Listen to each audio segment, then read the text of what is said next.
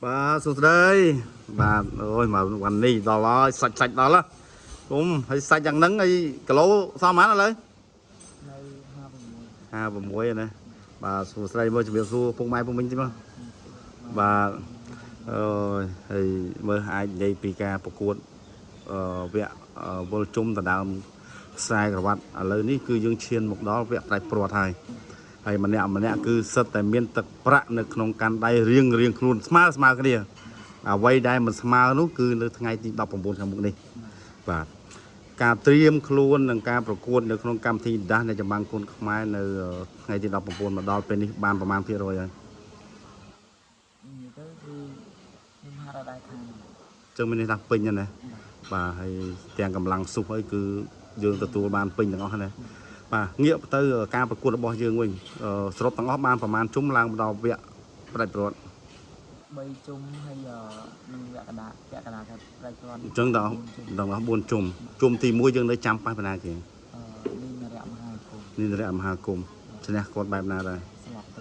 ស្លាប់ទឹក3បន្ទាប់មកមុនមើលឆ្នាំទៅគាត់ជប់ជុំទី3គឺយកផងស្នាគាត់សំលៀងអូប៉ូជុំទី4ជុំទី3ជុំទី3 4មិនដែរលទ្ធផលអញ្ចឹងសរុបតាំងពីមួយប្រកួតដល់ប្រកួតទី4គាត់ថាមួយប្រកួតណាយើងឈ្នះទាំងអស់គាត់ថាប៉ះកីឡាកររូបណាដែលយើងគាត់ថារៀងមើលទៅគាត់រៀងគ្រីឌីតលើជាងប្រកួតទី2គាត់ទី2មិនមើលដាក់វាយគាត់ដោយសារគាត់រៀងតែបានវាយគាត់រកបានវាយគាត់រកថ្ងៃនោះគិតខ្លួនឯងទេគាត់ថាបើសិនជាយើងវាយគាត់អត់រាប់ថ្ងៃនោះអាចគិតថាបន្ទុកយើងសសងគ្នាឬអាចយើងតាមតឹងខ្លាំងទេតាមមើលអាចតាមតឹងអាចនឹងមានរឿងត្រូវនិយាយគ្នាណាបងប្អូនអញ្ចឹងឥឡូវជួបមកមើលជុំទី2មែនទេឥឡូវឡើងកាន់ដៃគ្នាមកឡើងមកដល់វគ្គផ្ដាច់ព្រាត់ដណ្ដើមខ្សែក្រវ៉ាត់បាទប៉ះគ្នាអ្នកណាចាញ់អ្នកណាឈ្នះគឺដឹងនៅថ្ងៃទី19ហើយបាទហើយសម្រាប់ការប្រកួតមួយនេះឃើញថាបងប្អូនយើងគ្រប់គ្រងច្រើនណាស់តាំងពីប្រកួតដំបូងណាបាទសម្រាប់วันនេះផ្ទាល់មានអារម្មណ៍បែបណាដែរពេលបានឡើងមកដល់វគ្គផ្ដាច់ព្រាត់បែបនេះនិយាយលឿនទៅអំពើខ្លាំងព្រោះអីកម្មវិធីអង្គវាមួយនេះអ្នកខ្ញុំគឺធំមែនតើធំហើយគិតថាខ្លួនឯងមានសមត្ថភាពឡើងមកដល់វគ្គផ្ដាច់ព្រាត់ហ្នឹងអត់ដែរធ្លាប់គិតដែរបងព្រោះអីជួក៏មិនជាអ្នកអន់មកនេះស្ទើរល្អដែរបាទគេក៏ហាត់យើងហាត់ណាបាទតែក៏បានខ្លួនឯងធ្វើបាទពីមួយប្រកួតទៅមួយប្រកួតធ្វើបានល្អទៅបាទអាវុធក៏រត់តែកាយទៅ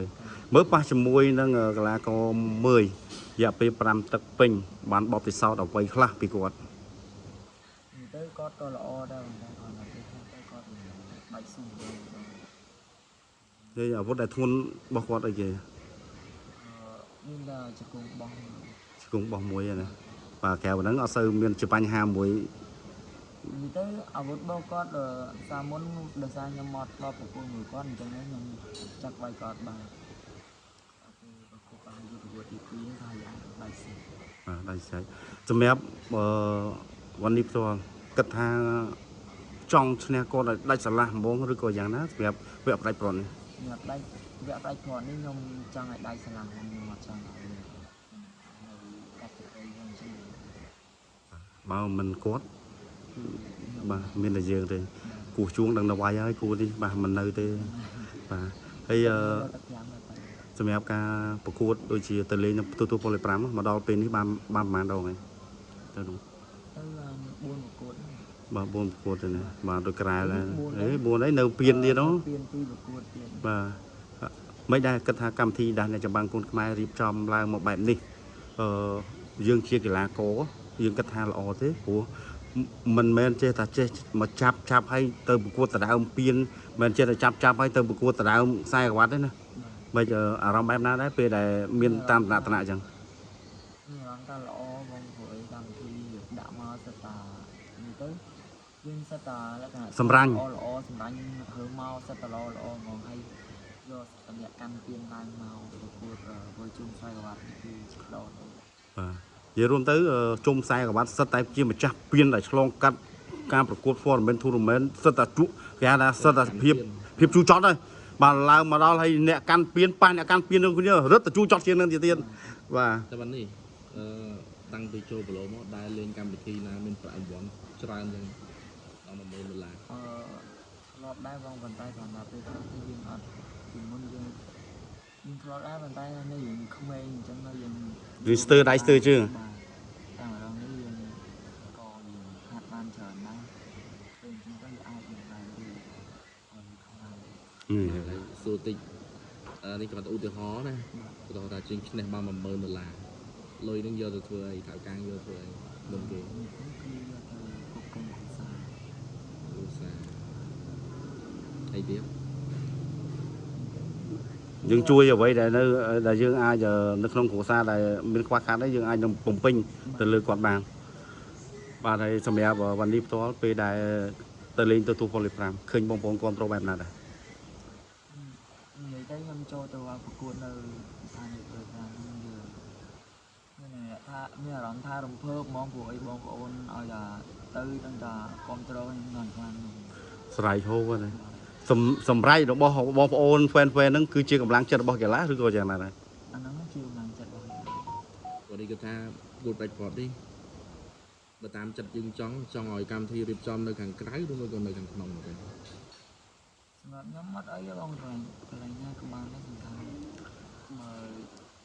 យកនៅខាងក្រៅក៏វារៀងធំជាងនៅក្នុង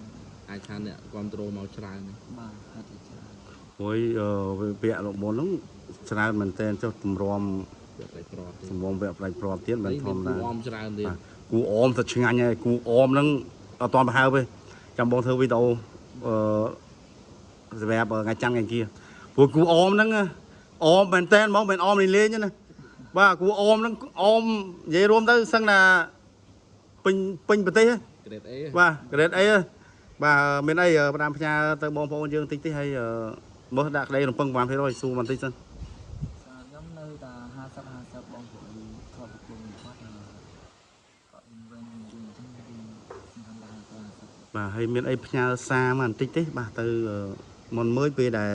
យើងឡើងទៅប្រកួតលើសៃវៀនមានអីសារផ្ញើទៅគាត់តិចទេ អត់មានអីច្រើនទេបងមកមានតែ ខំប្រឹងអស់គ្នា ខំប្រឹងរបស់គ្នា បាទធ្វើឲ្យល្អ បាទ បាទកីឡាមើលមិនឃើញចាំចុះមកចាំអោបថើបគ្នាធម្មតាចាំ មិត្តភាពទៅវិញ បាទមានអីអរគុណដល់បងប្អូនវេនដូចជាមានអីអរគុណទៅដល់ក្រុមហ៊ុនខ្មែរបឺបរីជីទេ ជាជំនឿខ្ញុំសូមអរគុណដល់ខ្មែរបុព្វជិតបានជួយជំរុញខ្ញុំយកកន្លែងខ្ញុំទៅវាយនៅស្ថានភាពទី2បាទអរគុណខ្លាំងណាស់ព្រោះអីខ្ញុំអត់ដែរបានលេងតាមវិញខ្ញុំ បាទអរគុណបាទ